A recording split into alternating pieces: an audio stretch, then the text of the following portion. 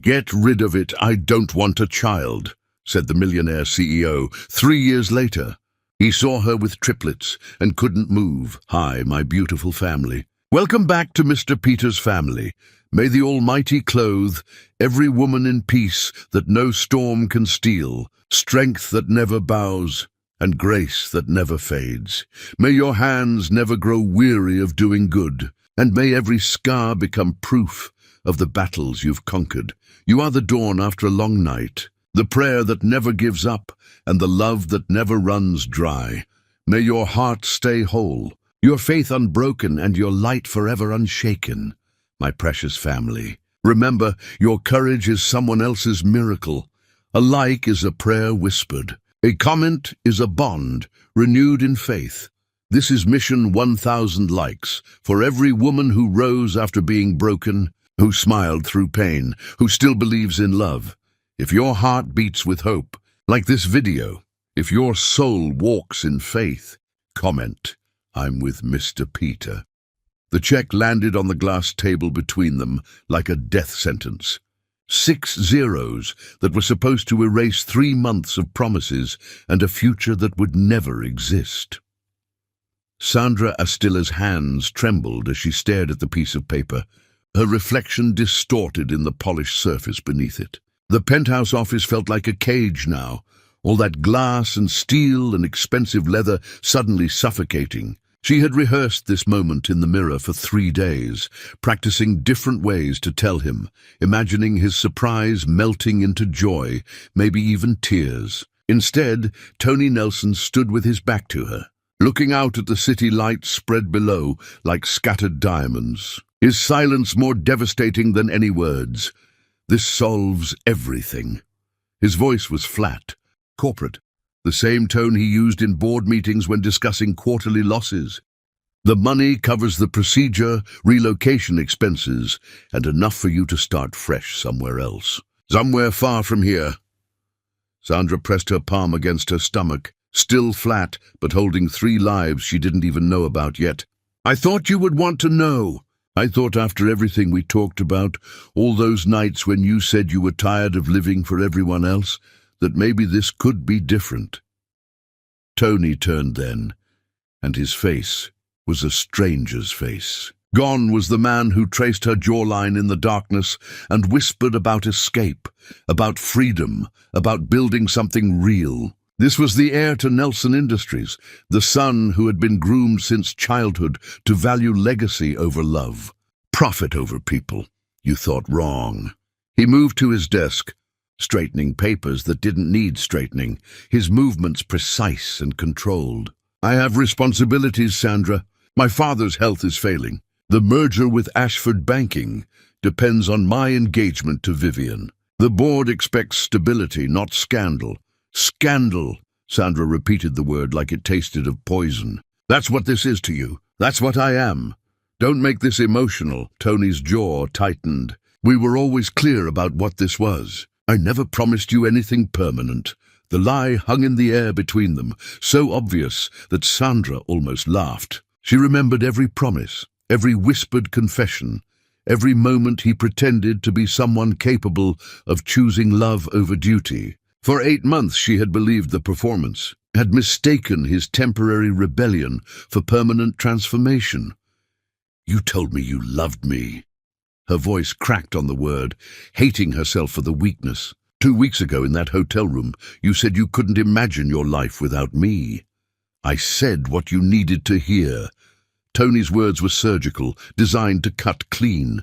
You're beautiful, Sandra. You made me feel alive for a while. But this was never going to end any other way. I'm marrying Vivian in 6 months. The contracts are signed. The announcements are scheduled. This child would complicate everything. This child.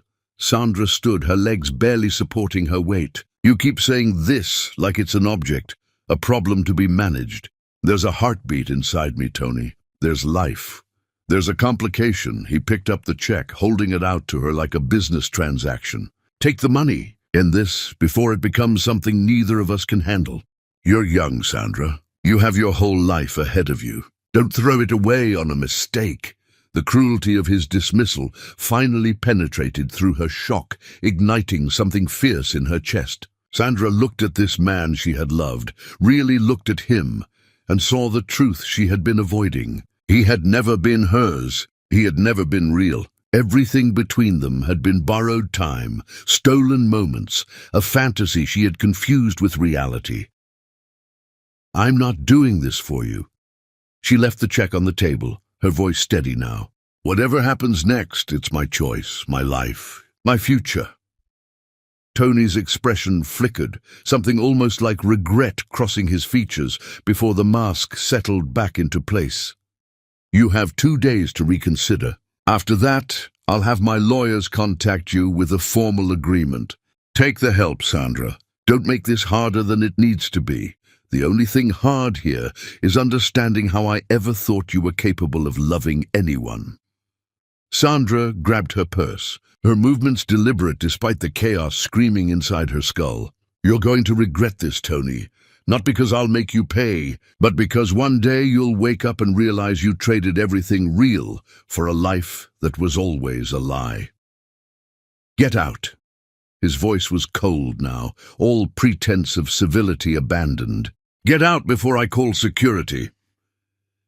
Sandra walked to the elevator on legs that felt disconnected from her body, her heels clicking against marble floors that had once seemed magical, back when she was foolish enough to believe fairy tales. The doors closed on Tony's silhouette, still standing at that window, still choosing the city over her, still proving that some men were raised to destroy rather than build. The lobby was empty at this hour, just the night security guard who nodded at her politely, unaware that her entire world had just shattered 40 stories above his head. Sandra pushed through the revolving doors into the night air, rain beginning to fall in sheets, soaking through her coat before she had taken 3 steps. She walked for blocks, maybe miles, barely aware of direction or destination, her mind replaying every moment, every lie, every promise that had been calculated manipulation. The pregnancy test in her purse felt like it weighed 1,000 pounds. This tiny piece of plastic that had revealed not just new life, but the truth about the man she had loved. Finally, Sandra stopped on a corner, rain plastering her hair to her face, mascara running in dark rivers down her cheeks. She pressed both hands against her stomach, feeling nothing yet, but knowing everything was different now. Tony had given her a choice, thinking he was being generous, thinking his money could erase consequences. But Sandra had already made her choice the moment she saw those 2 pink lines. She chose life over convenience. She chose love over money. She chose the unknown over the easy lie. "We're going to survive this," she whispered to the life growing inside her, her voice fierce despite the tears. "I don't know how, but we will. And one day he's going to see what he threw away, and it will destroy him." The rain fell harder, washing away the last traces of the woman who had walked into that penthouse office, leaving someone new, someone stronger, someone who understood that the hardest choices were often the only real ones. Chapter 2. The Vanishing. Sandra disappeared the way smoke disappears, gradually and then all at once, leaving behind everything that connected her to Tony Nelson's world. The luxury apartment he paid for sat empty, her key left on the counter with no note, no forwarding address, just absence. Her job at the gallery ended with a brief email resignation, professional and cold, giving them nothing to question or follow up on. Friends who knew her as Tony's girlfriend found her number disconnected, her social media accounts deleted, her entire digital footprint erased like she had never existed. The bus ride to her aunt's house took 8 hours, winding through landscapes that transformed from urban sprawl to rural beauty, each mile putting distance between her and the life that had imploded. Sandra pressed her forehead against the window, watching towns blur past, feeling like she was shedding a skin, becoming someone new out of necessity. Her phone buzzed repeatedly during the first hour, Tony's name flashing across the screen until she finally turned it off and dropped it into a trash can at a rest stop. Whatever he wanted to say now whatever excuses or threats or final payments he wanted to offer. She didn't want to hear them. Rosalind's house appeared exactly as Sandra remembered from childhood visits.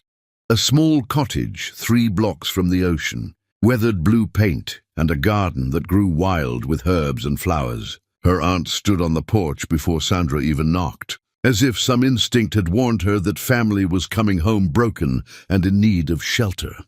"Child, get in here before you collapse." Rosalind pulled Sandra inside, her hands strong and warm, smelling like the lavender she grew in clay pots. "You look like death warmed over." Sandra meant to explain, to find words that would make sense of the catastrophe, but instead she crumbled, her body folding into her aunt's arms, sobs tearing through her chest like they would split her open. Rosalind held her through it, making soft humming sounds. The same sounds she had made when Sandra was small and her father left, and the world first taught her that men could abandon the people they claimed to love.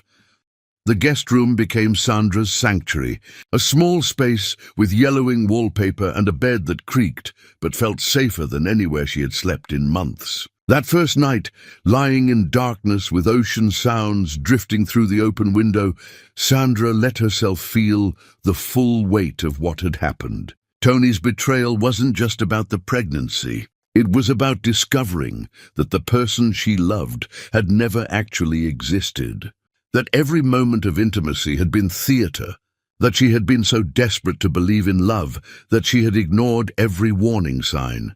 The first doctor's appointment revealed the truth that would reshape everything. Sandra lay on the examination table, gel cold on her stomach, watching the ultrasound screen with detached curiosity. The technician's face changed, her expression shifting from routine to surprised, and Sandra's heart dropped.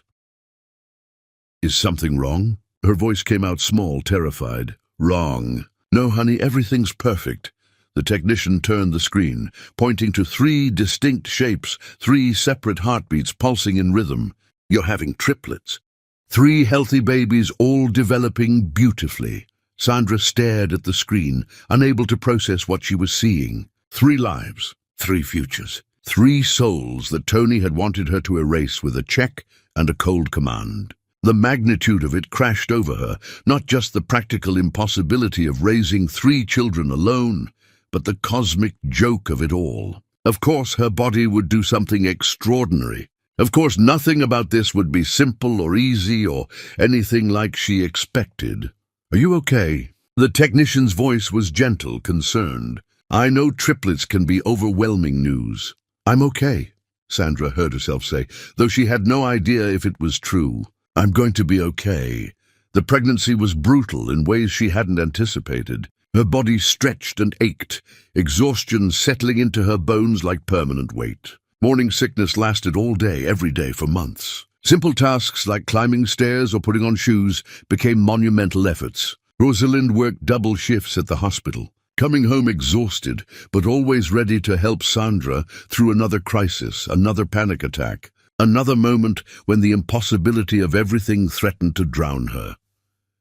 Sandra enrolled in online classes for graphic design, determined to build skills that could support her family, to become someone who didn't need rescue or charity or handouts. Late at night, when the babies kicked and rolled inside her, she worked on assignments, teaching herself programs and techniques, building a portfolio from nothing. The work gave her purpose beyond survival, reminded her that she was still capable of creating something beautiful even in the midst of chaos. She talked to them constantly, these 3 lives sharing her body, telling them stories about the ocean and her grandmother, who taught her that strength wasn't something you found, but something you decided to be. She never mentioned their father, as if silence could erase him from their story, though sometimes she woke from dreams where Tony was there. Watching her belly grow, his face twisted with regret. The labor came early, her body deciding that 7 months was long enough to carry 3. Sandra was terrified as they rushed her to the hospital, Rosalind holding her hand, talking her through contractions that felt like her body was tearing itself apart. The world blurred into pain and panic and bright lights, voices telling her to push, to breathe, to hold on just a little longer. Then the first cry pierced through everything, sharp and indignant and perfect. Then the second, softer but just as insistent. Then the third, a wail that sounded like fury at being forced into the cold world. They placed 3 tiny humans on Sandra's chest, warm and wet and impossibly real, and nothing else in the universe mattered anymore. "What are their names?" A nurse hovered nearby, clipboard ready. Sandra looked down at 3 perfect faces, 3 lives she had chosen, 3 souls that were hers to protect and love and raise. Lorelei, she touched the first baby's dark curls. Amélie, she whispered to the quiet one with serious eyes. And Caspian, she smiled at the smallest, who was still crying like he had opinions about this whole situation. The first year passed in a blur of sleepless nights and constant needs.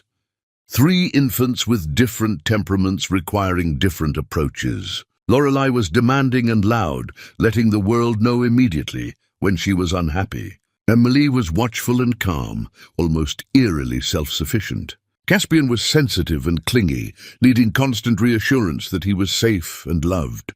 Sandra learned to function on fragments of sleep, to feed 3 babies while barely conscious, to somehow keep everyone alive when she felt like she was dying herself. Rosalind became her lifeline, teaching her how to manage chaos, how to find moments of joy in the exhaustion, how to remember that this impossible situation was also a miracle. They developed routines, systems, ways to survive each day and then the next and then the next after that. Sandra's design business grew slowly, word of mouth bringing clients. Her work improving as she found her voice, her style, her unique perspective shaped by struggle. By their 3rd birthday, the triplets had become whole people with distinct personalities that filled every corner of her life. Lorelei was fierce and protective, always stepping between her siblings and anything that frightened them, her confidence sometimes terrifying. Emily was quiet and observant, seeing things other children missed, her drawings already showing a talent that seemed to come from nowhere. Caspian was gentle and emotional, crying at sad stories, collecting treasures from the beach, giving hugs that felt like he wanted to merge souls. Sandra had built a life from destruction, had survived what should have destroyed her, had created beauty from betrayal. She rarely thought about Tony anymore, had trained herself to stop wondering if he ever regretted his choice, if he ever thought about what he had thrown away. The anger had cooled into something else, not forgiveness, but absence, an empty space where he used to live in her thoughts. Then the email arrived. An invitation to a major design conference in the city she had fled. An opportunity that could transform her small business into something real and sustainable. Sandra stared at the screen, her cursor hovering over the delete button, knowing that going back meant facing ghosts, risking the peace she had fought so hard to build. But she had 3 children who deserved more than survival, who deserved a mother chasing dreams instead of hiding from the past. Sandra hit accept on the invitation, her heart pounding with fear and determination, understanding that some confrontations were inevitable, that running forever wasn't the same as healing. Chapter 3. The Collision. The city had transformed in 3 years. Or perhaps Sandra was the one who had transformed, and the city was just different through her new eyes. She left the triplets with Rosalind, her first separation from them since birth, and the absence felt like a wound that wouldn't stop bleeding. Every instinct screamed to go back, to protect them from a world that felt too dangerous. But Rosalind had practically pushed her onto the bus, insisting that Sandra needed this, needed to remember who she was, beyond mother, beyond survivor. The hotel was in the arts district, deliberately chosen for its distance from the financial towers where Tony lived his separate life. Sandra unpacked in a room that felt too quiet, too empty, missing the chaos of 3 voices demanding her attention simultaneously. She had prepared for this conference like it was a battle, researching attendees, planning her approach, determined to find clients who could elevate her business beyond local shops and small contracts. The first day was overwhelming. Hundreds of designers competing for attention, everyone glossy and confident in ways that made Sandra feel like an imposter. But she pushed through the discomfort, forcing herself to network, to pitch, to pretend she belonged in these spaces. By the second day, she had found her rhythm, discovered that her work spoke for itself, that survival had given her a perspective most of these privileged artists could never access. Jasmine Park appeared like an answered prayer, a gallery owner from Seattle who stopped at Sandra's portfolio display and actually looked, really studied each piece instead of the polite glance most people offered. She was sharp and funny, her success story involving multiple failures before she finally broke through, and she told Sandra that talent was cheap, but perspective was priceless, and Sandra had both. "I need a complete rebrand."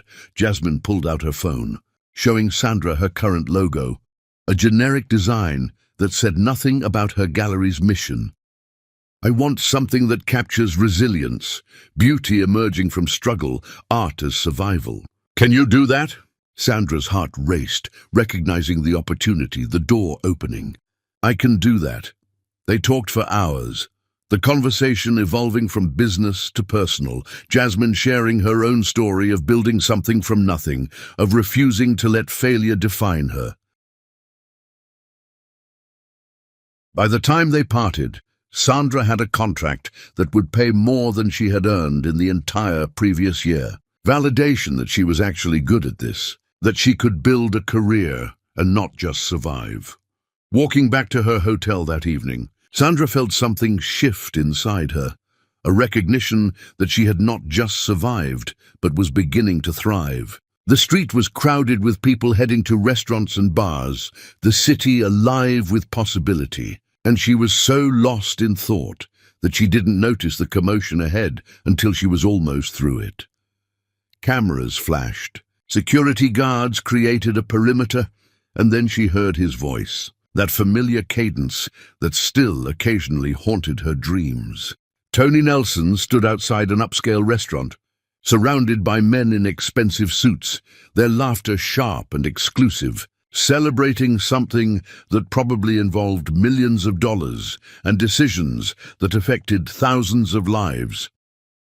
He looked older, harder, his hair touched with gray that somehow made him more distinguished instead of aging him. The suit he wore probably cost more than Sandra's rent, his watch catching light like a small sun on his wrist. This was his world, power and privilege and casual wealth. And Sandra was suddenly aware of her second-hand dress, her scuffed shoes, the distance between their universes. She should have kept walking, should have disappeared into the crowd before he noticed her, but something made her freeze. Maybe it was pride. Maybe it was the success still glowing in her chest from Jasmine's contract. Maybe it was just exhaustion from running. Their eyes met across 20 feet of crowded sidewalk, and Sandra watched recognition hit him like a physical blow. Tony's face drained of color, his hand gripping the doorframe for balance, his mouth opening but no sound emerging. The men around him continued talking, unaware of the earthquake happening in his head. And Sandra felt a savage satisfaction at his shock, his obvious distress, proof that she had haunted him the way he had haunted her. For a moment, neither of them moved, caught in the gravity of their shared history. Sandra could see questions forming in his eyes, calculations about what to say, how to approach this, whether his friends were watching. Before he could speak, before he could shatter the peace she had worked so hard to build, Sandra turned and walked away. She didn't run, refused to give him that satisfaction, just moved with deliberate purpose, her heels clicking against concrete, her spine straight, despite the panic flooding her system. One block, then another, then she turned a corner and collapsed against a building, gasping for air like she had been drowning. Her hands shaking so hard she had to press them against the brick to make them still. The conference ended the next day, and Sandra fled back to her aunt's house like a refugee escaping war. The triplets mobbed her the moment she walked through the door, their voices overlapping in demands for attention, stories tumbling out about their adventures with Aunt Rosalind. Sandra held them all at once, breathing in their familiar smell, feeling her heart settle back into its proper rhythm. "How was it?" Rosalind asked later, after the children were asleep. "Good, really good." Sandra pulled out the contract with Jasmine, proof that the trip had been worth the terror. "I saw him, though, Tony, just for a second." Rosalind's expression tightened. "Did he approach you?" "No, I walked away before he could." Sandra stared at the contract, feeling the accomplishment dim under the weight of that encounter. "I thought I was over it, Aunt Ro. I thought I had moved past all that anger and hurt. But seeing him brought it all back like it happened yesterday." "Healing isn't linear, baby." Rosalind squeezed her hand. "Sometimes old wounds reopen just to remind us they existed. Doesn't mean you haven't healed. Just means you're human." Sandra wanted to believe that, wanted to think the encounter was just a blip, meaningless in the context of her new life. But 2 weeks later, standing in the park while the triplets played on the swings, she felt eyes on her back with such intensity that her skin prickled with awareness. She turned slowly, already knowing what she would see. Tony stood by the playground entrance, staring at Lorelei and Amelie and Caspian with an expression she couldn't decipher. He had found her somehow, had tracked her down, had invaded the safe space she had built far from his reach. The children were laughing, completely oblivious to the man watching them, to the biological connection neither side acknowledged. Lorelei's hair caught the afternoon sun, dark curls bouncing as she pumped her legs on the swing. Amelie sat in the sand, drawing patterns with a stick, her concentration absolute. Caspian ran between them, his joy infectious, his innocence complete. Sandra watched Tony watching them, saw him do the math, count backwards to that night in the penthouse when he had tried to erase them with money and cold words. His face was a study in devastation, realization crashing over him in waves, understanding what he had lost, what he had thrown away, what he could never have back. Lorelei noticed her mother's sudden stillness and ran over, her small hand gripping Sandra's leg, her dark eyes suspicious of the stranger making her mother's face do scary things. "Who's that man, Mama?" "Nobody." Sandra's voice came out harder than she intended. "He's nobody important." Tony took a step forward, his mouth opening, and Sandra finally found her voice, sharp enough to cut. "Don't." The word stopped him cold. "Don't you dare come near them. Don't you dare think you have any right to look at them, to know them, to exist in their world. You made your choice 3 years ago. Live with it." She grabbed Lorelei's hand, called to Amelie and Caspian, and walked away from the park, from Tony, from the confrontation she wasn't ready to have. Behind her she could feel his presence, could imagine his face twisted with emotions he had no right to feel, could sense the beginning of something she had feared since the moment she chose to keep them. Tony Nelson had seen his children, and that changed everything, whether Sandra was ready for it or not. Chapter 4. The Unraveling. Tony Nelson sat in his office long after everyone else had gone home. The city lights below him blurring through tears he refused to acknowledge. The photographs spread across his desk should not exist, should never have been taken, but he had needed to know, needed visual confirmation of what he suspected the moment he saw Sandra in that crowd. 3 children, triplets, 2 girls and a boy. Their faces a perfect blend of Sandra's beauty and his own features. Undeniable proof that his attempt to erase them had failed spectacularly. Lorelei with his mother's determined chin, Amelie with his brother's artistic intensity, Caspian with the gentle smile Tony had lost somewhere between childhood and corporate warfare. The private investigator's report was thorough, clinical in its detail. Sandra Astilla, living with her aunt in a coastal town, running a small design business, raising 3 children alone on an income that barely covered necessities. No child support, no father listed on the birth certificates, no connection to the Nelson name except the DNA coursing through 3 small bodies that Tony had tried to wish out of existence. His marriage to Vivian Ashford had been exactly what was promised. A merger of fortunes wrapped in the pretense of romance. They maintained separate bedrooms, separate lives, coming together only for public appearances and business discussions. Vivienne focused on her art curation career, hosting charity events that enhanced their social standing, while Tony buried himself in work, expanding Nelson Industries across international markets, earning his father's grudging approval. They had no children, would never have children. An agreement made before the wedding that Tony had accepted with relief. Vivian had no interest in motherhood. Her ambitions centered on building her own legacy, and Tony had convinced himself he was equally disinterested. Except now he knew that 3 children existed in the world, his children, growing up without him, and the emptiness he had always attributed to success suddenly had a name. The guilt was suffocating, not just for what he did to Sandra, but for what he had stolen from himself. 3 years of birthdays and first words and milestones he could never recover. 3 lives that didn't know his name, didn't know they had a father who lay awake at night staring at their photographs like a man possessed.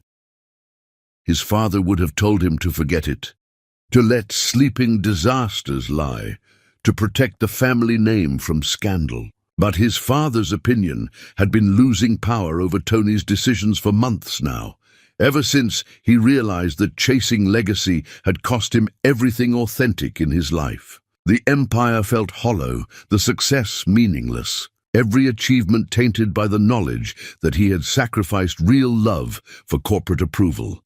Tony hired a lawyer, then fired her when she started talking about custody battles and parental rights, strategies that would destroy Sandra and traumatize the children he supposedly wanted to know. He tried to talk himself out of this obsession, to convince himself that showing up now would only cause damage, that he had forfeited every right when he told Sandra to get rid of it.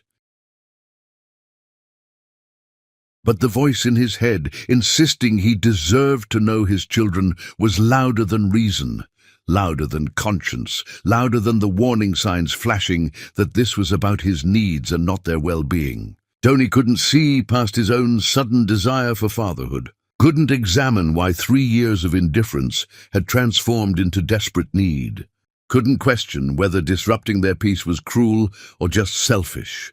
He drove to the coastal town without a plan, telling himself he just wanted to see where they lived, to understand their world, to somehow make sense of the life he had rejected. Sandra's rental house was small and weathered, a bicycle with training wheels on the porch, children's drawings taped to the windows, evidence of life and love and everything he had traded for cold success. Tony watched from his car as Sandra herded the triplets into a van, their voices loud and chaotic, her face tired but content in ways he had never achieved. She looked different, stronger, more herself than she had been during their relationship. Back then, she had been soft and eager to please, molding herself to fit his world. Now she moved with authority, completely comfortable in her role. A woman who had survived his betrayal and built something beautiful from the wreckage. He followed them to the park, staying at a distance, watching the children play with an intensity that probably looked disturbing. Lorelei was fearless on the swings, pushing herself higher than seemed safe, her laughter carrying across the playground. Emily sat apart, focused on her sand drawings, creating patterns that showed artistic talent beyond her age. Caspian bounced between his sisters, needing connection, seeking approval, his sensitivity obvious even from a distance. When Sandra's eyes met his across the playground, Tony felt the full weight of his choices crash down. The hatred in her face was pure and justified, and underneath it was fear, terror that he was there to take something else from her, to steal the children she had raised alone. Tony wanted to explain that he just wanted to know them, to be part of their lives, to somehow undo the devastation he had caused. But her command to stay away was absolute, her rejection complete. He stood there after they left, frozen in the spot where he had first seen his children up close, understanding that DNA didn't grant rights, that biology didn't erase abandonment, that he had destroyed any claim to fatherhood when he chose his empire over their existence. But Tony was his father's son in the worst ways, trained to fight for what he wanted, regardless of whether he deserved it. The voice telling him to walk away, to leave them in peace, to accept that some mistakes couldn't be fixed, was drowned out by possessiveness and entitlement, and the arrogant belief that wanting something badly enough made it his. He called the lawyer back, asked about his options, his rights, his strategies for inserting himself into their lives. She warned him about optics, about judges who favored primary caregivers, about how his wealth might work against him in custody disputes. Tony listened but didn't hear, already planning his approach, already deciding that gradual infiltration would work better than legal warfare. That night, lying in his separate bedroom while Vivian slept in hers, Tony made a decision that would shatter multiple lives. He would win his children back, would prove he could be a father, would earn a place in their world, even if Sandra hated him for it. The fact that this was about filling the void in his own life rather than serving their needs never occurred to him. Or if it did, he pushed the thought away as inconvenient truth. Tony Nelson had seen what he was missing, and he had never been taught how to let go of things he wanted, even things that had never been his to claim. Chapter 5. The Invasion. Tony began appearing everywhere Sandra went.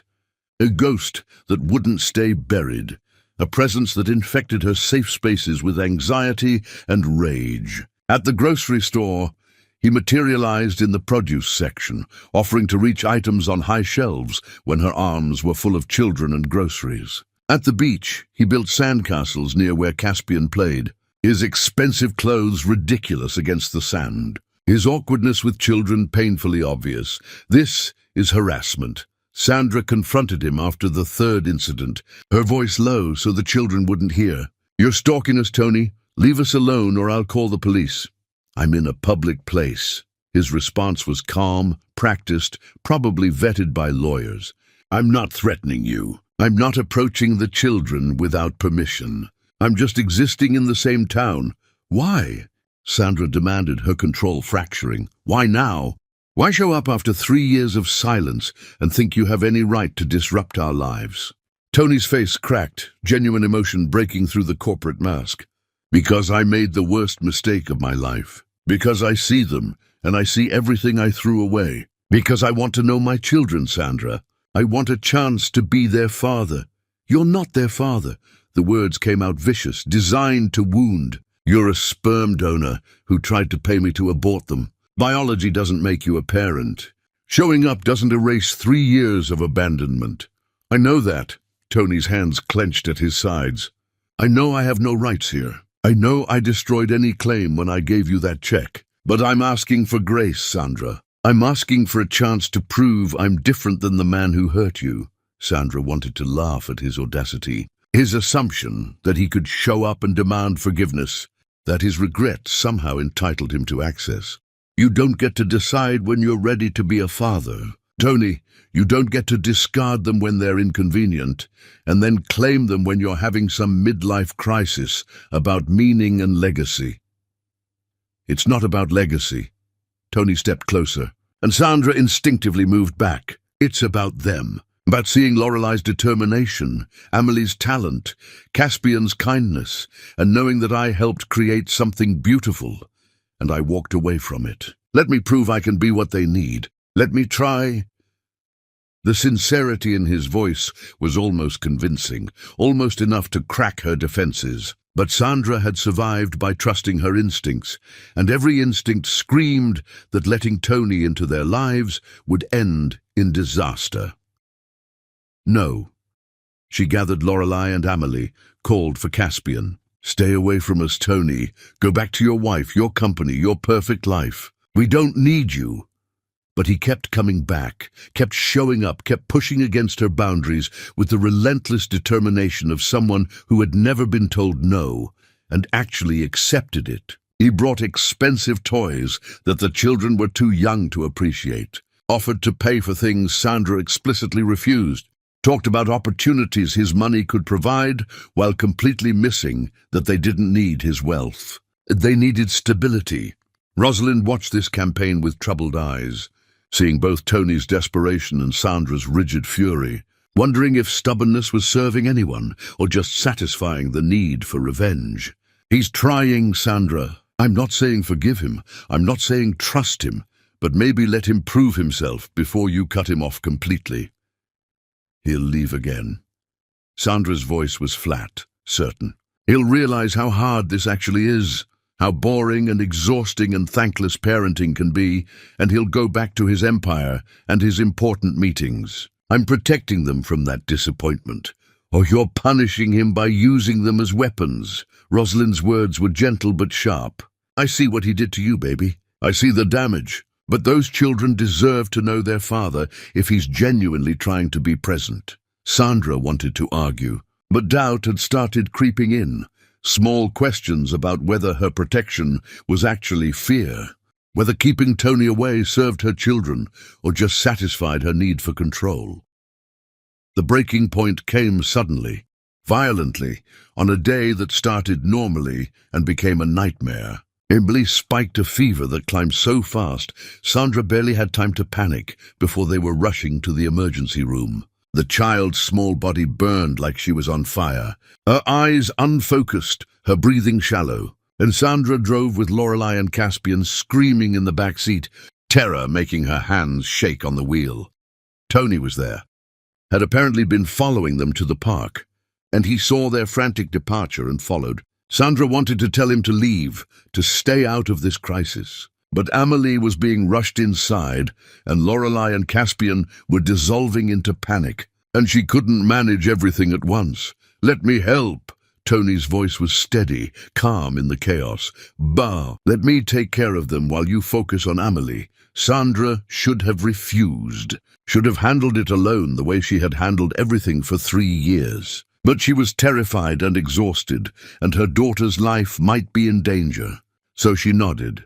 For 6 hours, Tony sat in the waiting room with Lorelei and Caspian, reading them stories from books he bought in the gift shop, distracting them with games and snacks, answering their frightened questions about their sister with reassurances he had no right to make, but that somehow helped. Sandra checked on them between updates from doctors, seeing her children curled against this stranger, accepting his comfort with the easy trust of children who didn't know about betrayal. When the doctors finally stabilized Amelie and released her with antibiotics for a severe infection, Sandra found Lorelei and Caspian asleep in Tony's arms, his expensive suit covered in chocolate stains and tears, his face exhausted but peaceful in a way she had never seen. "Thank you."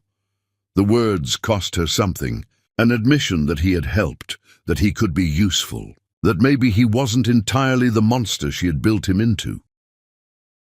Tony looked up at her, careful not to wake the sleeping children. "Can we talk? Just 5 minutes, please." Sandra was too tired to fight, too emotionally wrecked to maintain her walls, so she sat down, keeping distance between them, waiting for whatever he wanted to say. "I was wrong." Tony's voice was rough, raw. "About everything. About you, about the children, about what mattered. I don't expect you to forgive me, Sandra.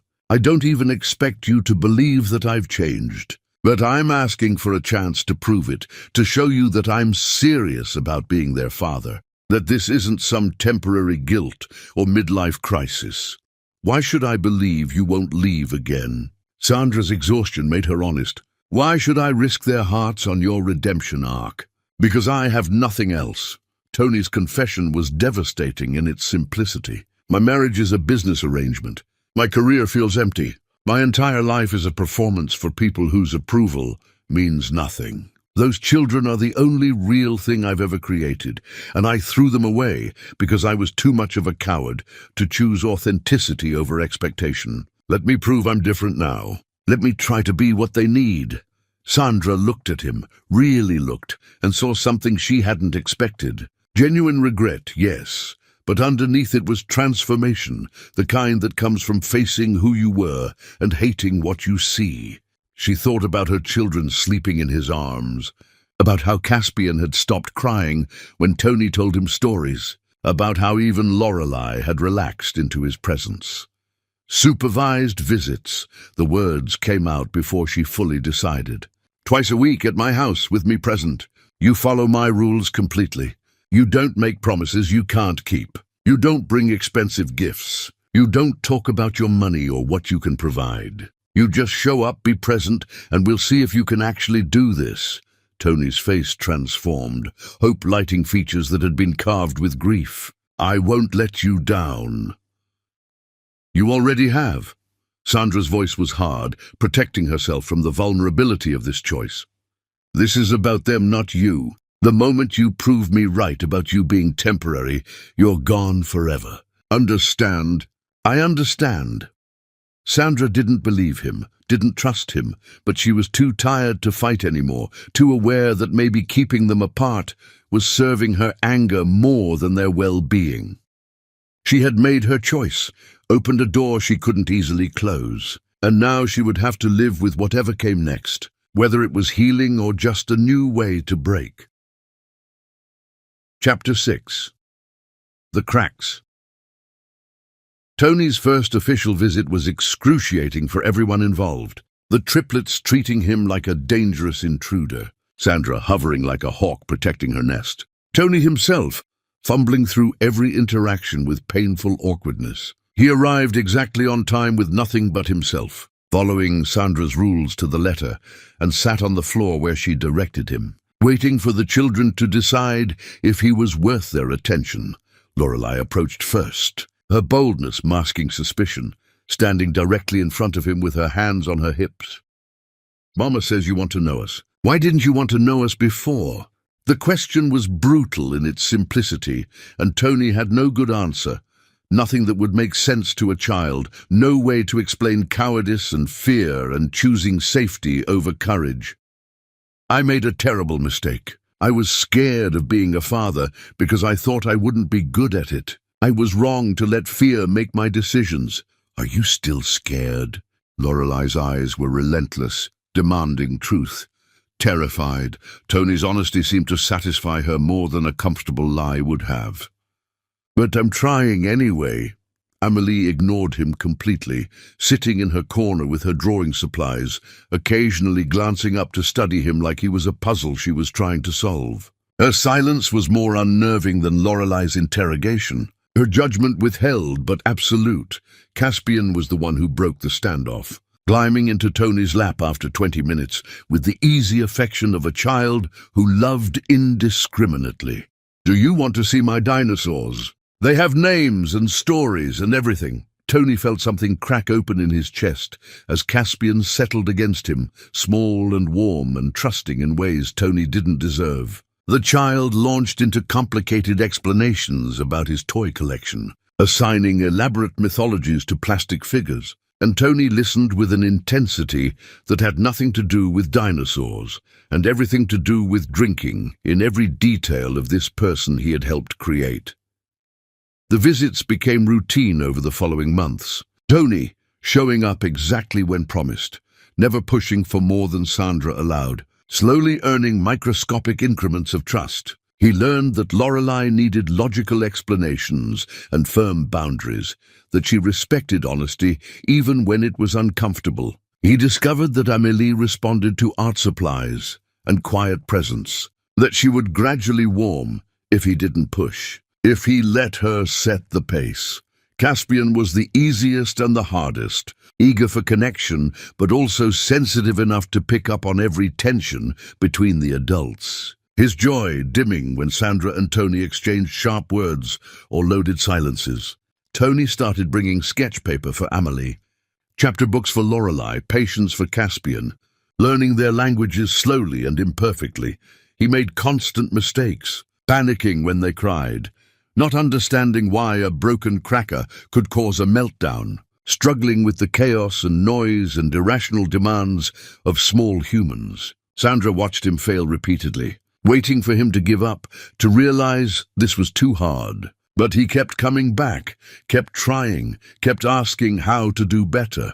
Something unexpected was happening, though, something Sandra hadn't anticipated. Tony was changing in ways that seemed to terrify him, his carefully constructed life crumbling as his priorities shifted without permission. He started leaving work early, missing meetings, letting calls go to voicemail during visits. And the corporate warrior who had once chosen empire over everything was suddenly choosing differently. His father noticed and disapproved, showing up at Tony's office with lectures about responsibility and legacy that used to motivate, but now just sounded hollow. "You're throwing away everything I built for some children who aren't even raised properly. Their mother is working class, Tony. They'll never fit into our world." "Maybe I don't want them in our world." Tony's response shocked them both. "Maybe our world is poison, and I'd rather they grow up normal than twisted."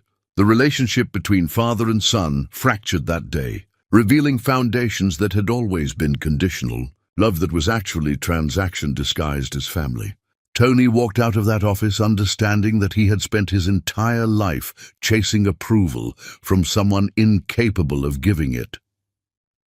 Vivienne noticed the changes too, their already dead marriage becoming purely performative. She confronted him in their cavernous apartment, her face cold and beautiful and carved from ice. "I know about the children. I've always known you were keeping secrets. I don't care, Tony, as long as you're discreet and don't embarrass the family name." "I'm done being discreet." Tony's words were not planned, but felt inevitable. "I'm done pretending this marriage is anything but a contract. I'm done living a lie." Vivienne's laugh was sharp and cruel. "You think you're going to play house with your working-class girlfriend and her children? You think you'll be happy in some small town, pretending to be normal? You'll hate it within a year. You'll miss the power, the influence, the life you're throwing away for some fantasy? Maybe." Tony met her eyes without flinching. "But at least it will be real." He filed for divorce with terms so generous that Vivienne's lawyers couldn't believe their fortune. Tony was bleeding his accounts dry, setting her up to maintain her lifestyle without him, essentially paying for his freedom. His father threatened to disown him, to remove him from the company, to destroy his reputation. But Tony discovered he didn't care about threats anymore, didn't care about legacy or inheritance or anything except earning a place in his children's lives. Sandra watched these upheavals with deep suspicion, certain this was temporary insanity, convinced Tony would wake up one day and regret burning down his life for children he barely knew. Her aunt kept telling her to give him credit, to acknowledge that destroying your entire existence proved commitment. But Sandra had been betrayed too thoroughly to believe in transformation. Then Vivienne showed up at Sandra's door, elegant and furious and crackling with malice. "I know what you're doing, seducing my husband with your children, playing on his guilt to trap him into playing father. It's pathetic and it's going to stop." Sandra stood in her doorway, deliberately not inviting this woman inside, recognizing the threat immediately. "Tony made his own choices. I never asked him to come back. I never wanted him in our lives." "I don't believe you." Vivienne's eyes were cold, calculating. "Women like you see men like Tony and see dollar signs, opportunity, a way out of your little poverty existence. But let me be very clear. If you continue this arrangement, if you keep allowing him to play house with your children, I will make your life a nightmare. I have resources you can't imagine, connections that will bury you, and I will paint you as a gold digger who trapped a married man. Get off my property." Sandra's voice was steady despite the rage shaking her bones. "Whatever issues you have are with Tony, not with me. I didn't destroy your marriage. He did that himself." Vivienne left with a final warning, and Sandra stood there shaking, understanding that she had been naive to think they could exist outside Tony's toxic world, that his sphere of influence extended further than she had imagined. When Tony arrived for his next scheduled visit, Sandra met him outside, not letting him in, her face hard with decision. "This needs to stop. Your wife was here making threats. Your father probably hates us. Your whole world is falling apart because you suddenly decided you want to be a father. I can't do this, Tony. I can't be responsible for destroying your life." "You're not destroying anything." Tony's face was desperate, frightened. I'm finally building something real. Let me prove it, Sandra. Let me show you this isn't temporary. No, the word was final, absolute. Go back to your wife, work things out with your father, save your company. The children are getting attached, and when you inevitably leave, it will devastate them. I'm protecting them from that pain. I'm not leaving. Tony's voice cracked.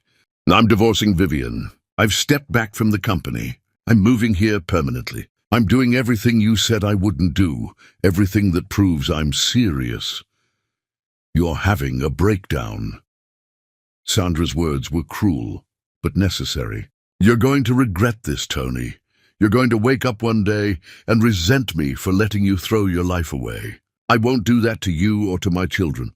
This was a mistake. We're done. She walked inside and closed the door, leaving Tony standing on her porch, understanding that she had made her decision, that her walls were back up and reinforced, that saving them from future pain meant causing present pain. And maybe she was right, but it didn't make it hurt any less. Chapter 7. The Rupture. Tony refused to accept Sandra's decision, showing up at her house every day, despite explicit instructions to stay away, leaving notes when she wouldn't answer the door, calling from different numbers when she blocked his phone. His desperation was suffocating, his inability to accept rejection proving exactly what Sandra feared about entitled men who had never been told no. You're harassing us. Sandra finally confronted him on her porch, fury overriding fear. Leave, Tony. Leave us alone, or I'm filing for a restraining order. I'll fight you in court then. Tony's mask finally slipped, revealing the ruthless corporate warrior underneath the Reformed Father Act. I have rights, Sandra. I'm their biological father. I can demand paternity tests, force custody arrangements, make your life hell through legal channels you can't afford to fight. There it is. Sandra's laugh was bitter, vindicated. The real Tony Nelson, threatening to use his wealth and power to take what he wants because he's never learned how to accept losing. This is why I said no, Tony, because I knew the mask would fall eventually. Tony's face crumbled, horror replacing anger. I didn't mean that. I'm just terrified of losing them, of losing this chance. Please, Sandra. I'll do anything. You can't buy your way into our lives. Sandra's voice was ice. You can't threaten your way in either. You had 3 months to prove you were different, and at the first real obstacle, you showed me exactly who you are. We're done. Stay away from my children.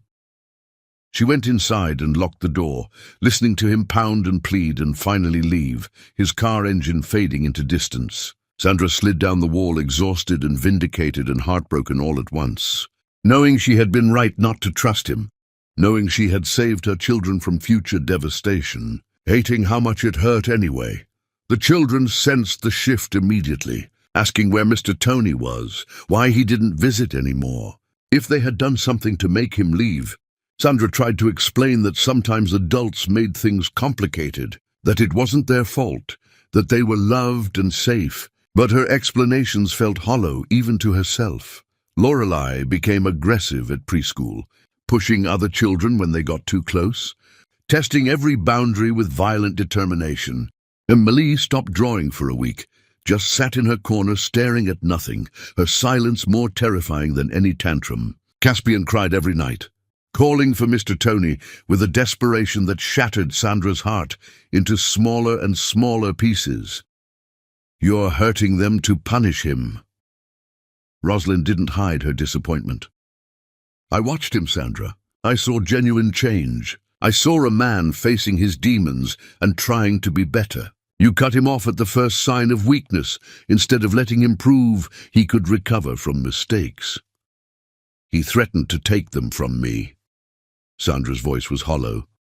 He showed his true colors. I was protecting them. You were protecting yourself. Rosalind's words were gentle but devastating. From the possibility that he might be real, that you might have to forgive him, that your anger has been the shield keeping you safe, and without it, you'd have to risk getting hurt again. Sandra wanted to argue but couldn't find words, just sat with her aunt's accusation, wondering if stubbornness and self-protection had become indistinguishable, if her walls were keeping danger out or just keeping love locked inside with nowhere to go. Tony was destroying his life with methodical precision, burning every bridge, severing every tie to his old existence. The divorce from Vivian finalized with shocking speed, her lawyers thrilled by the settlement that left her wealthy and free. His father showed up at his apartment with final ultimatums, demanding Tony end this madness and return to his responsibilities. But Tony told him to leave and never come back, understanding that some relationships were poison disguised as family. He bought a small house 3 blocks from Sandra's rental, sold most of his possessions, started a consulting business that gave him flexibility and independence, but nothing like his previous wealth or power. His former colleagues whispered about his breakdown, his friends stopped calling. His entire social circle evaporated like morning fog when he stepped outside the protection of his family name. Tony prepared for a life he didn't know how to live, alone with his choices and his regrets, watching Sandra and the children from a distance like a ghost observing the living. He saw them at the beach, at the grocery store, at the park, always careful to stay far enough away that she couldn't accuse him of harassment, close enough that he could see their faces, hear their laughter, witness the life he had chosen too late to join. Vivian sent him a letter through her lawyer, cold and cutting, telling him he had thrown away everything real for a fantasy, that he would regret choosing poverty and mediocrity over the life they had built together, that he was a fool who deserved the obscurity waiting for him. Tony read it and felt nothing, just relief that he was free from a performance that had been slowly suffocating him. His mother Dorothy called, her voice heavy with grief and understanding. "Your father is wrong about this, Tony. He's been wrong about most things, forcing you to live his unlived life instead of your own. I wish I had been stronger when you were young. Wish I had protected you from his demands. Do what you need to do, baby. Chase what's real, even if it costs you everything."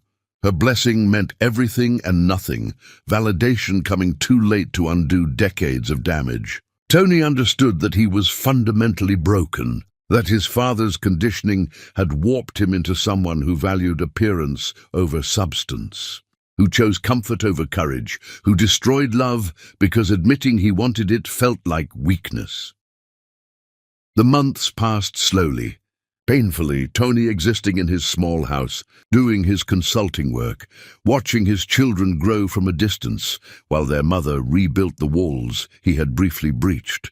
He wrote letters to Lorelei, Amelie, and Caspian that he never sent, apologies and explanations and love confessions that would sit in a drawer until they were old enough to maybe understand. He had given up everything for a chance at redemption, had burned his entire life down for the possibility of earning forgiveness. And Sandra had rejected him anyway, had proven that some betrayals were too deep to heal, that wanting to change wasn't the same as deserving absolution. Late one night, unable to sleep, Tony walked to the beach where he had played with Caspian months ago, sitting in the sand and staring at an ocean that offered no answers. He was so lost in grief that he didn't notice Sandra approaching until she was there, sitting beside him with enough distance that they weren't touching, both of them existing in silence while waves crashed and retreated, nature's demonstration that some things were inevitable cycles. "I'm leaving." Tony's voice was rough, defeated. "Moving back to the city. Not because I'm giving up, but because staying here is hurting you, trapping you in the past, preventing you from moving forward. I've set up trust funds for all 3 children. I've signed papers giving you full custody with no interference from me. I've written them letters explaining everything, apologizing for everything, hoping they'll understand one day that my absence is love, not abandonment." Sandra listened to this goodbye and felt something unexpected crack inside her chest. Not relief, but grief. The satisfaction she thought she would feel at his departure, replaced by a loss she didn't want to examine. "Why are you really leaving?" "Because I love them too much to keep hurting them. Tony's confession was raw and honest. Because every time Caspian cries for me, every time Lorelei asks why I left, every time Amelie's drawings get darker, I'm reminded that I'm causing damage just by existing in their orbit. You were right about me, Sandra. I'm not capable of being what they need. Walking away is the only decent thing I can do.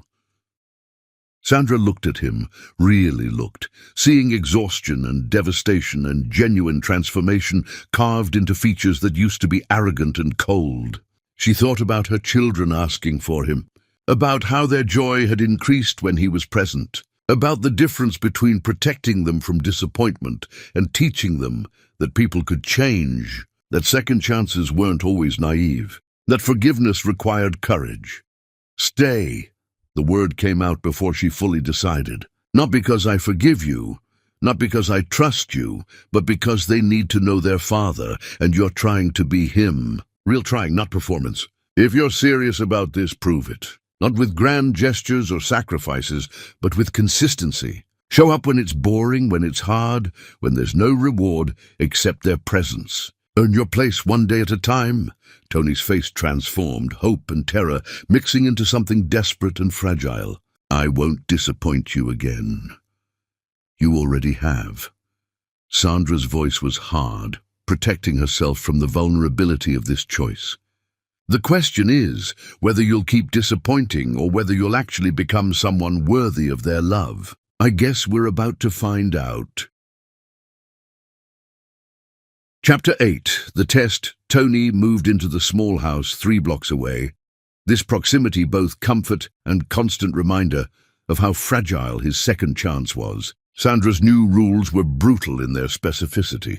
Scheduled visits with rigid time limits. No spontaneous drop-ins. No gifts without explicit permission. No promises to the children that hadn't been vetted and approved. Essentially putting him on permanent probation where one mistake meant exile.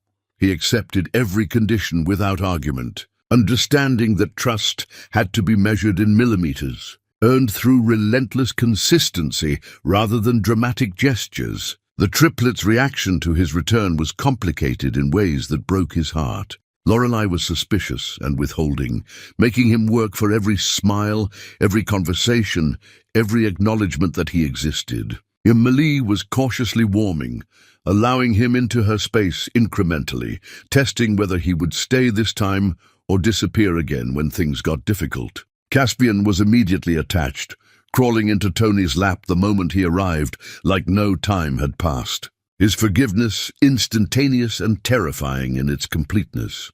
Tony showed up exactly when Sandra said he could, stayed exactly as long as permitted, followed every rule with such careful precision that it sometimes felt absurd. But he understood that reliability was the foundation everything else would be built on. He learned to navigate meltdowns without panicking, to cook meals they would actually eat instead of what he thought they should eat, to set boundaries when they pushed instead of giving in to avoid conflict. He was terrible at first, bribing them with sugar when he should have been firm, saying yes to everything because he was terrified of them hating him, making mistakes that Sandra corrected with sharp words and barely concealed frustration. But he learned from every failure, asked questions without defensiveness, accepted criticism as the price of admission.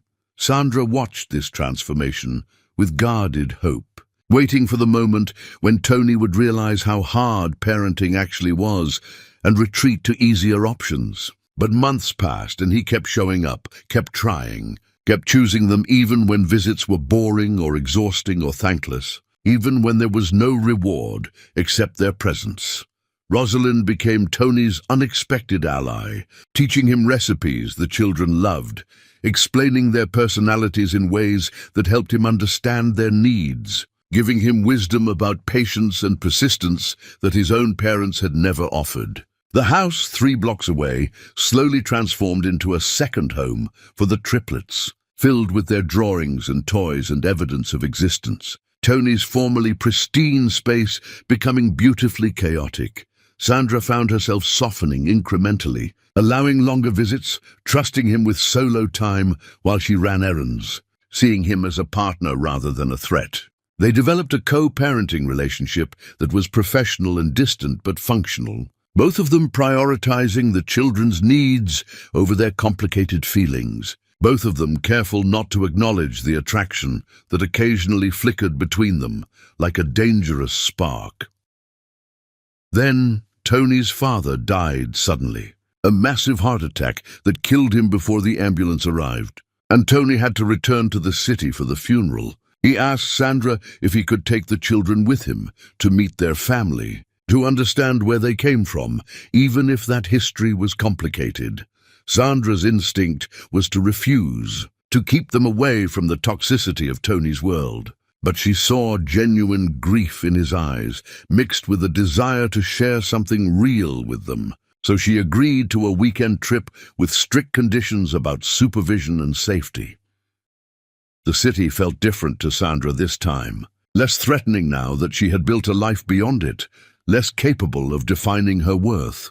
Tony's family home was exactly what she expected, massive and cold and full of expensive things that weren't meant to be touched. Museum perfect and utterly lifeless. Dorothy was a revelation, though. A woman who had spent her life in her husband's shadow but emerged after his death with surprising warmth and strength. She looked at the triplets with immediate love, her eyes filling with tears as she knelt to their level, touching their faces like she was confirming they were real. "I've been waiting to meet you." Dorothy's voice was soft, full of wonder. "I've been hoping my son would do the right thing, and here you are. Here you finally are."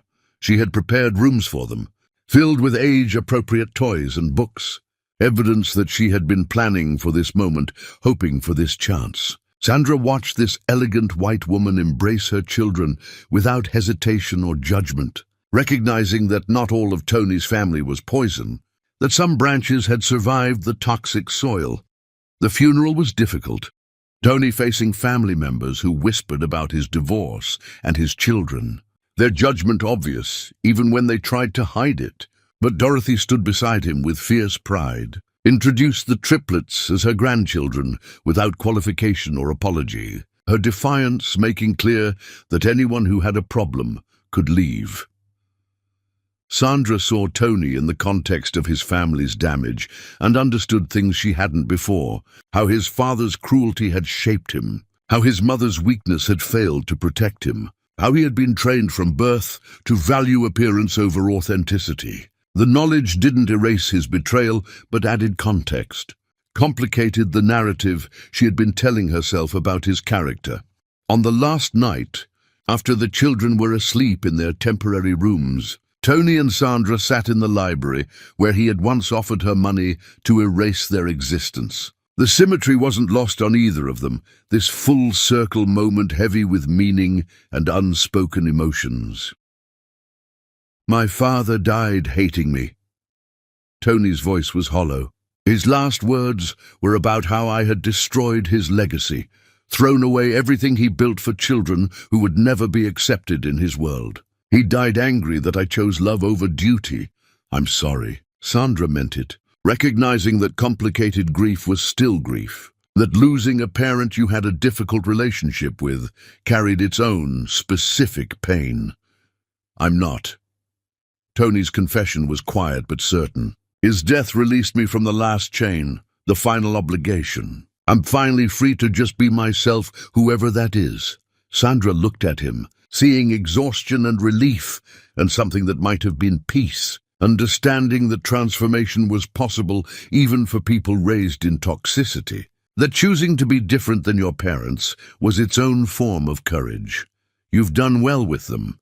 The admission cost her something. "The children love you, Tony, not as an idea or because of what you can provide, but because you show up, because you're present, because you're trying to be what they need." "I'm trying to be what you taught me they needed." Tony met her eyes.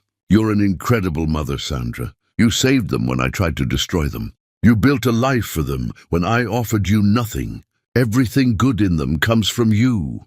The moment stretched between them, loaded with things neither was ready to say, both of them aware that something was shifting, that whatever this co-parenting arrangement had become was evolving into something more complicated and dangerous. Tony leaned forward, his intention clear, giving Sandra time to pull away, to stop this before it started. She should have retreated, should have maintained her boundaries, should have remembered that mixing passion with their fragile partnership could destroy everything. Instead, she kissed him, fierce and desperate and full of 3 years of rage and grief and unwanted longing. Tony responded with equal intensity, his hands in her hair, their bodies remembering what their minds had tried to forget. Passion and pain so tangled they were indistinguishable. Sandra pulled away first, gasping, horrified at herself, understanding that she had just complicated everything irreparably. This was a mistake. "I know." Tony's voice was rough, his eyes dark with want and confusion and fear. They sat in silence, both terrified of what had just happened, both knowing that crossing this line changed everything, neither ready to examine what it meant or where it led, the weight of their choices pressing down like physical force. Chapter 9. The Becoming. The kiss in the library became the earthquake neither of them acknowledged but both felt constantly, shifting the ground beneath their carefully constructed co-parenting arrangement. Sandra retreated immediately after returning home, imposing distance again, terrified that her body's memory of loving him would override her brain's memory of betrayal, that physical desire would trick her into vulnerability. Tony respected her space, but started writing letters, old-fashioned handwritten pages that arrived daily, not asking for anything but just sharing thoughts, progress, fears, gratitude. He wrote about therapy sessions where he was unpacking his father's damage, about realizing he had been running from intimacy his entire life because vulnerability felt like weakness, about understanding that Sandra and the children represented everything real he had been conditioned to fear. Sandra read these letters late at night after the triplets were asleep, recognizing vulnerability and authenticity she had never seen in him before, watching through his words as he did the difficult work of actually changing instead of just performing change. Her walls began to crack incrementally, small fissures that let in light and possibility and terrifying hope. Dorothy became an unexpected presence in their lives, visiting monthly, showering the triplets with attention while respecting Sandra's authority, teaching them about their heritage and the responsibility that came with privilege. She apologized repeatedly for not protecting Tony from his father, for failing to give him the childhood he deserved, for standing by while he was molded into someone incapable of authentic connection. "I was weak when it mattered." Dorothy's confession was heavy with regret. "I let my husband destroy our son's capacity for love because I was too afraid to stand up to him. I can't undo that damage, but I can try to be present for my grandchildren, to give them what I failed to give Tony." Sandra found herself warming to this woman who had every reason to reject them, but instead embraced them with fierce devotion, who defied her own social circle to claim these mixed-race grandchildren as family, who proved that transformation was possible even for people raised in privilege and prejudice. Months passed with agonizing slowness. Each day, another test of whether Tony would maintain his consistency or revert to old patterns. He showed up for every scheduled visit, never missed a commitment, never made excuses when things got difficult. He learned to braid Lorelei's hair after weeks of YouTube tutorials, figured out how to soothe Amélie's anxiety without words, became Caspian's safe place when the world felt too big and scary. Lorelei started calling him Daddy 8 months after his return, not because anyone pushed her, but because she decided he had earned it. Her approval, the hardest one and most meaningful. The first time she used the word, Tony's face crumbled, tears streaming down his cheeks, his gratitude and disbelief so raw that Sandra had to look away from the intimacy of it. Amélie created a family portrait that included everyone, Sandra and Tony and all 3 children, and Aunt Rosalind and Grandmother Dorothy.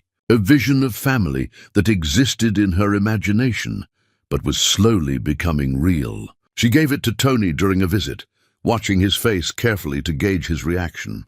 And when he hung it on his refrigerator with reverence, treating it like precious art, she smiled for the first time in his presence. Caspian told everyone at preschool about his daddy who was lost but came back. A simple child's narrative that somehow captured the complexity better than any adult explanation. Teachers mentioned it to Sandra with concern, making sure she was safe, that this wasn't a dangerous situation. And Sandra found herself defending Tony, explaining that he was genuinely present, genuinely trying, genuinely transformed.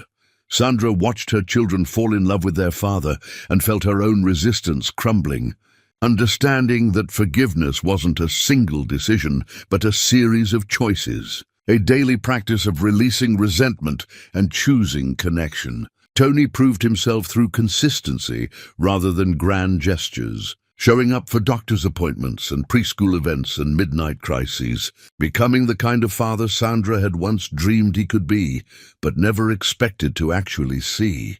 One evening, after a particularly chaotic dinner where Amélie spilled juice everywhere, Caspian had a meltdown about bedtime routines, and Lorelei declared she hated everything. Tony helped Sandra clean the kitchen in comfortable silence. They worked around each other with practiced ease, their movements synchronized from months of shared parenting. And Sandra realized this felt like partnership, like family, like something she had given up believing was possible. "Thank you for giving me this chance." Tony's voice was quiet, careful not to break the moment's peace. "Thank you for believing I could change, even when I didn't believe it myself." Sandra looked at him. This man who had broken her and rebuilt himself, who had chosen them over everything else, who had learned that love was sacrifice and presence, and showing up even when it was boring and thankless. "You earned it, Tony. You're earning it every day." The kiss happened gradually this time, not explosive passion, but tender connection, both of them moving toward each other with intention and fear and hope. Tony cupped her face like she was something precious, his touch gentle and questioning, and Sandra leaned into it, accepting what she had been fighting for months. "I love you." Tony's confession was simple, no qualifications or conditions. "I never stopped loving you, Sandra. I was just too broken to know how to love you the right way. Let me try again. Let me show you I can be what you deserve."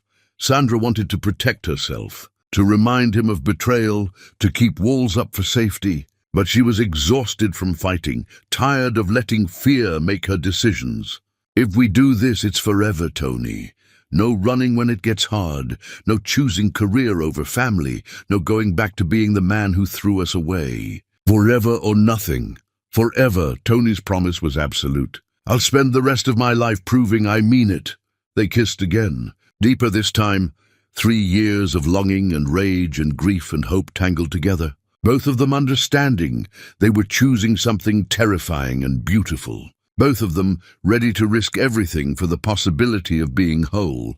The proposal came months later, not in a restaurant or public spectacle, but in Sandra's kitchen after another chaotic dinner. Tony getting on his knee among the mess and chaos, holding a ring that was beautiful but not ostentatious. "Marry me." Not because the children need it, not because it makes sense practically, but because I love you, because you're my home, because I want to spend my life earning your trust and your love. Sandra looked at this man who had destroyed her and rebuilt himself, who had chosen them over empire, who had learned that love was work and sacrifice and showing up every single day. Yes, the wedding was small and intimate, just family and close friends on the beach where everything had begun to heal. Dorothy cried throughout the ceremony. Rosalind beamed with pride. The triplets served as chaotic wedding party members who stole every moment and made everything perfect in their imperfection. Tony adopted all 3 children legally, making official what had become true through time and effort and relentless consistency. Lorelei Nelson, Amélie Nelson, Caspian Nelson, 3 children born from betrayal who became proof that transformation was possible, that forgiveness could heal wounds that should have been fatal. Sandra kept her name as Astilla Nelson, a hyphenation that represented her refusal to be absorbed, her insistence on maintaining identity within partnership. They bought a house together, merged their lives, became partners and lovers and parents, building something real from the ruins of what had been destroyed. The children grew up knowing their story, the difficult parts and the healing parts, understanding that their father had failed but chose to become better, that their mother's strength had saved them all. That family was something you chose every day, through action, rather than just biology. Years later, Sandra would look at her family and remember that check on the glass table, those 6 zeros that were supposed to erase them, and feel gratitude for her younger self who chose courage, who believed 3 heartbeats were worth fighting for when the world said they weren't. Chapter 10. The Proof. The ocean stretched endlessly before them, waves catching afternoon sun and transforming water into liquid gold that seemed to pour straight from the sky. Sandra stood with Tony's arm around her waist, watching their 5-year-old triplets play in the surf with fearless joy, their laughter carrying on salt-tinged wind that smelled of freedom and second chances. Lorelei was building an elaborate sandcastle, ordering her siblings around with the confidence of someone who knew her own mind completely, her voice carrying authority that made Sandra smile because that fierceness came directly from her, from survival, from refusing to be diminished. Emily collected shells with artistic precision, arranging them in patterns only she understood, her concentration absolute as she created beauty from scattered fragments. Caspian chased waves with abandon, shrieking with delight when water caught his feet, his joy infectious and pure and uncomplicated by the weight of history that his parents carried. I never thought this was possible. Tony's voice was quiet, reverent, thick with emotions he no longer tried to hide. I thought I had destroyed any chance at this kind of happiness. I thought that check, those words, that moment in the penthouse, had sealed my fate as someone who would never deserve this. Sandra leaned into him, comfortable in his presence in ways she never imagined feeling again after that night when her world shattered. You almost did. You came within a breath of losing everything that mattered. If you had pushed one day longer, if you had made one more threat, if you had shown up with lawyers instead of humility, we wouldn't be here. I know.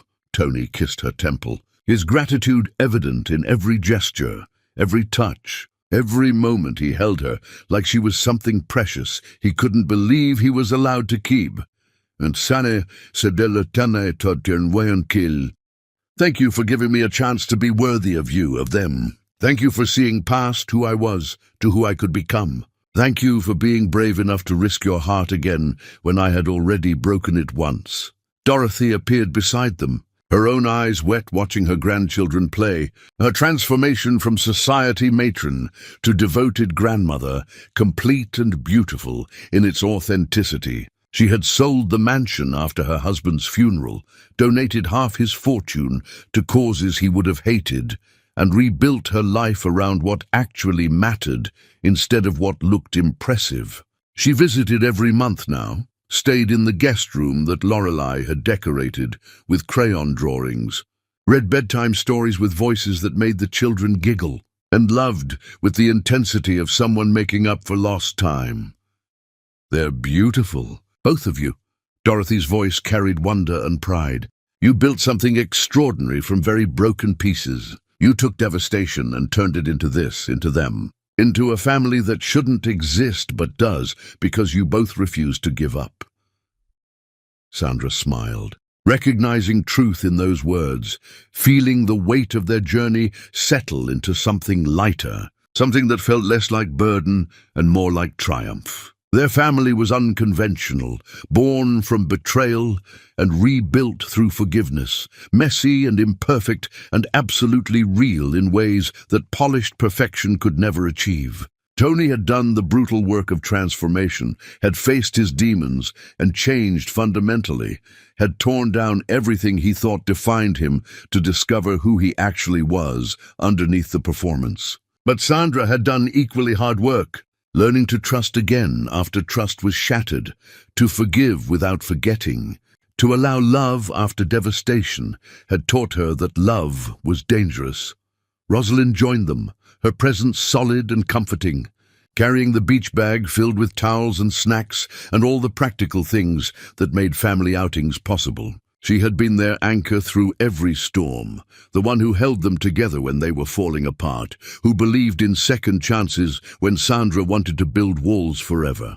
She caught Sandra's eye and smiled, that knowing smile that said she had always known this was how the story would end, that love was more powerful than hurt when people were willing to do the work. Caspian ran toward them suddenly, dripping wet and covered in sand, launching himself into Tony's arms with complete confidence that he would be caught, that his father would always be there to catch him. Tony held him close, pressing kisses to wet curls, his love uncomplicated and absolute, his gratitude for this trust evident in the way his hands trembled slightly as he held his son. Lorelei followed, demanding attention with the imperious tone of someone who knew she was adored, wanting her parents to see her architectural achievement, to witness her creation. Emily came last, clutching shells she wanted to show her mother, her quiet voice describing the patterns she saw, the stories each shell contained, the universe she found in small, beautiful things. Sandra gathered them all close, her heart full enough to hurt, understanding that this moment was what she had fought for during those desperate early days when she didn't know how she would survive, what she had chosen when she walked away from Tony's check, what she had built through exhaustion and determination and refusal to let his rejection define their worth. "Tell us the story again, Mama," Lorelei demanded, nestled against Sandra's side. "The one about when we were born." Sandra exchanged glances with Tony, seeing the same mix of pain and joy reflected in his eyes, both of them understanding that their children deserved truth, even uncomfortable truth. "You were born during a storm," Sandra began, her voice soft but steady. "The rain was falling so hard it sounded like music, and I was scared because you came early, because I didn't know if I was strong enough to be your mother. But you were strong." Amelie's voice was certain, absolute. "You're the strongest person in the world." "I had to be." Sandra kissed the top of her daughter's head. "Because you three were worth being strong for. You were worth everything I gave up, everything I survived, everything I fought through. You were worth choosing when the world said I should choose differently." Tony's arm tightened around her waist, his silent acknowledgement of the pain he had caused. The choice he had tried to steal from her, the future he had almost destroyed. The children didn't need to know those details yet, didn't need to carry the weight of their father's worst moment. But someday they would know the whole story, and Sandra trusted they would understand that people could change, that transformation was real, that forgiveness was possible even after devastating betrayal. "I love you," Tony whispered it like prayer, like promise, like the most important truth he had ever spoken. "All of you, completely, forever, with everything I am and everything I'm still becoming." Sandra looked at him, this man who had been her greatest pain and was now her deepest joy, who had destroyed her, and then spent years rebuilding both of them with patience and humility and relentless consistency. She saw the grey threading through his hair, the lines around his eyes from laughing with their children, the softness in his expression that came from finally living authentically instead of performing for audiences who didn't matter. He was beautiful in his imperfection, in his hard-won transformation, in his daily choice to be present even when presence was difficult. "We love you too." Sandra's voice was steady, certain, carrying none of the hesitation that used to color every interaction. "Forever and always, through whatever comes next, through every challenge and every joy. We're a family, Tony, not because biology made us one, but because we chose each other, because we built this through blood and tears and refusing to give up on what mattered." The sun began setting, painting the sky in colors that defied description, deep purples bleeding into oranges and pinks and golds that looked like the universe was celebrating with them. Sandra understood in her bones that this wasn't a fairy tale ending, but a real beginning. the start of building a life rather than the conclusion of a story. There would be hard days ahead, challenges and conflicts, and moments when old wounds reopened just to remind them they existed. But they would face everything together, as partners, as family, as people who had learned that love was a choice made daily, rather than a feeling that sustained itself without effort. The triplets ran back to the water, their voices blending with waves, their joy uncomplicated and perfect, and everything Sandra had fought to give them. She followed, pulling Tony with her, Rosalind and Dorothy joining them. All of them walking into the surf together, their laughter rising above the sound of waves, their family expanding to hold everyone who chose love over judgment, presence over perfection. Sandra looked back at the beach behind them, at the footprints they had left in the sand. Evidence of their presence, proof of their existence, marks that would be washed away by the tide, but would be made again tomorrow and the day after that, and every day they chose to show up. She thought about the girl who had walked out of that penthouse office with nothing but heartbreak and determination, who had chosen life when erasure would have been easier, who had built miracles from devastation. "Thank you." Tony's voice was rough with emotion, his eyes on their children playing in the golden light. "For not giving up on me when I had already given up on myself. For seeing something worth saving when I thought I was beyond redemption. For teaching me that love isn't about perfection, it's about showing up. It's about choosing someone even when they don't deserve it. It's about building something beautiful from broken pieces." Sandra turned to face him fully, water swirling around their legs, the sunset painting them both in shades of gold and possibility. "You taught me something too, that forgiveness doesn't mean forgetting, but it does mean releasing the weight of anger, because carrying it was destroying me. That transformation is possible when someone is willing to do the brutal work of changing. That second chances are terrifying and beautiful, and sometimes the bravest thing we can do." They kissed, soft and sweet and full of promise, while their children played nearby and the people who loved them watched with tears and smiles, all of them bearing witness to this family that shouldn't exist but does, that was born from the worst betrayal and became the most beautiful redemption. This was their proof that transformation was possible, that forgiveness could heal wounds that should have been fatal, that some mistakes became the foundation for something stronger than what existed before. Not perfect, but real. Not easy, but worth every difficult moment, every tear shed, every wall torn down, every choice to be vulnerable when safety would have been simpler. Not the end, but the beginning of everything that mattered, everything that was worth fighting for, everything that made life more than just survival, but actually worth living.